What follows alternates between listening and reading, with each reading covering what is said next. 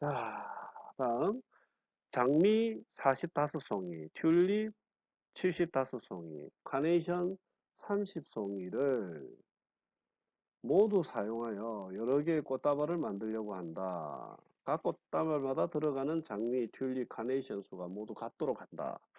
꽃다발을 만드는데 장미 45송이를 나눠요. 자, 꽃다발을 이렇게 몇 개로 이렇게 나눴다고 합시다. 띵띵띵띵. 꽃다발이 몇 개인지 몰라. 근데 45송이를 여기 똑같이 나눠야 돼요. 그러면 장미 45송이를 장매가 돼버리네. 장미 45송이를 똑같이 나누려면 어떻게 나눌 수 있겠어요? 그러니까 이 꽃다발 몇 개에 나눌 수 있냐고 봅시다. 꽃다발. 자, 꽃다발 한 개에 그냥 45송이를 훅 다 집어넣을 수도 있어요. 맞죠? 그 다음에 또, 어, 좀 어려워요? 자, 그러면 45를 소인수분해 봅시다. 3 곱하기 얼마? 15. 그럼 3 곱하기 15는 3 곱하기 5. 그러면 숫자를 이렇게 15, 3부터 할까요? 3, 5, 9, 15. 얘의 약수를 한번 다 써볼게요. 1, 3, 5, 9, 15. 또 뭐 있죠? 어허, 45. 하나, 둘, 셋, 넷, 다섯, 여섯. 이 6개의 약수가 있습니다. 이 수의 의미가 뭐냐면, 장미는 한 꽃다발에 모두 다 넣을 수도 있지만 45개 꽃다발에 한 송이씩 넣을 수도 있고 15개 꽃다발에 3송이씩 넣을 수도 있어요. 그러니까 장미는 이렇게 꽃다발을 이렇게 나눠서 넣을 수 있고요. 같은 방법으로 튤립은 75를 소인수분해 보면 3 곱하기 얼마죠? 25. 그러면 얘는 3 곱하기 5의 제곱이죠. 그러면 약수를 써보면 1 있고 3 있고 5 있고 15 있고 25 있고 또 뭐 있죠? 75가 있습니다. 선생님 이거 어떻게 다 생각해요? 지난번에 한번 했죠? 앞에 문제에서 약수를 모두 쓰시오. 이럴 때 써먹는 겁니다. 자 이제 카네이션 바로 쓸 수 있으면 바로 써도 됩니다. 30은 2 곱하기 얼마죠? 15. 그러면 2 곱하기 3 곱하기 5입니다. 약수를 모두 쓰면 1은 당연히 있고 2, 3, 5 있고 6 있고 10 있고 3, 5, 15 있고 1, 2, 3, 4, 5, 6, 7, 8개거든요. 총 마지막 30이 있습니다. 자 이제 이걸 잘 보고 여러분들은 답을 생각해 보세요. 자 장미는 꽃다발 1개 또는 3개, 5개, 9개, 15개, 45개의 꽃다발에 적절하게 똑같이 나눠줄 수 있어요. 그러면 튤립이나 카네이션을 모두 똑같은 꽃다발에 놓는데 어떻게 하려고 하느냐면 최대 몇 개의 꽃다발에 놓을 수 있느냐 이렇게 물었어요. 그러면 꽃다발 수가 많을수록 좋겠죠. 그러면 45는 여기는 있지만 여기는 없잖아요. 그러면 장미는 45개 꽃다발에 놓을 수 있지만 나눠줄 수 있지만 튤립은 45개 꽃다발에 똑같이 나눌 수가 없어요. 그럼 여기 15라는 숫자를 여기 있고 여기도 있네요. 그러면 이 세 수의 공약수에 15가 있단 말은 15개 꽃다발에는 똑같이 장미와 튤립과 카네이션을 놓을 수 있다는 거죠. 어떻게? 자, 장미는 3송이씩, 튤립은 5송이씩, 카네이션은 2송이씩. 그래서 여기에 답은 15가 됩니다. 근데 최대라는 말이 없으면 또 뭐도 답이 될까요? 9는 여기에 공통으로 안 있는데 5가 있죠. 예. 5라는 수도 공통으로 놓을 수 있습니다. 다시 말해서 5개의 꽃다발을 놓을 수도 있습니다. 그럼 5개의 꽃다발에는 장미가 몇 송이? 9송이. 튤립은 몇 송이요? 15송이. 그렇죠. 카네이션은 6송이. 이런 식으로 놓을 수 있다는 겁니다.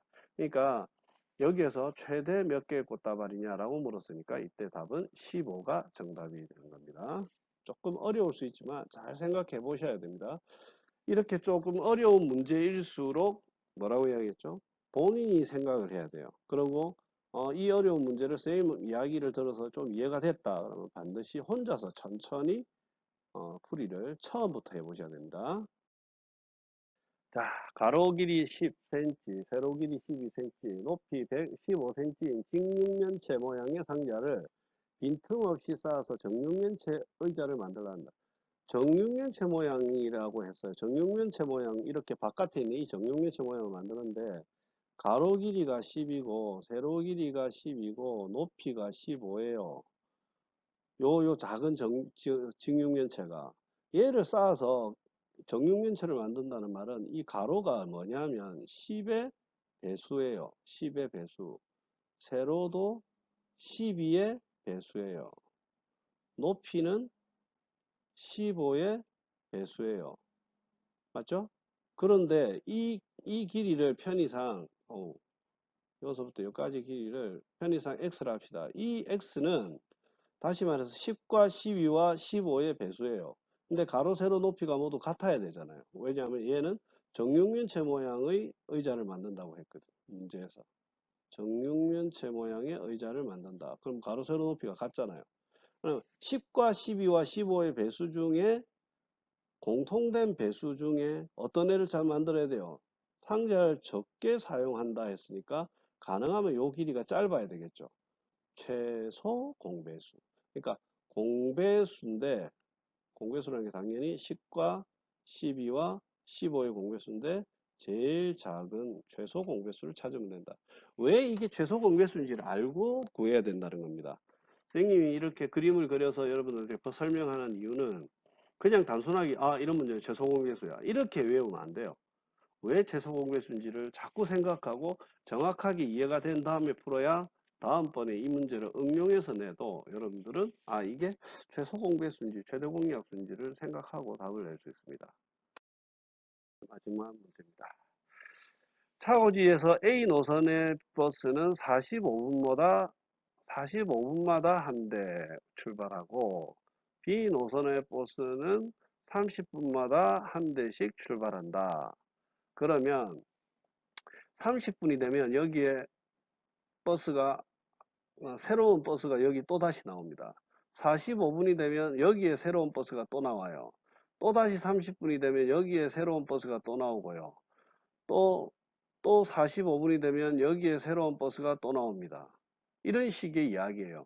다시 말해서 여기에 새로운 버스가 나오는 시간은 45분의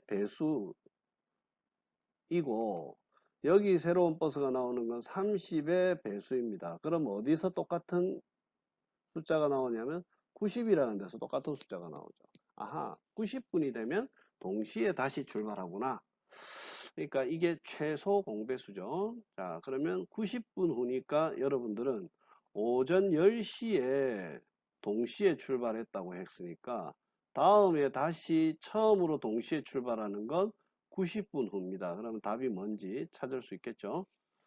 자, 여기까지 13문제 풀이를 해드렸는데 이 설명을 들어야 되는 문제만 설명을 들으면 돼요. 설명을 안 듣고 할 수 있는 문제는 설명을 그냥 편안하게 보시면서 본인이 생각했던 것과 비교하는 수준으로 보면 된다고 했습니다.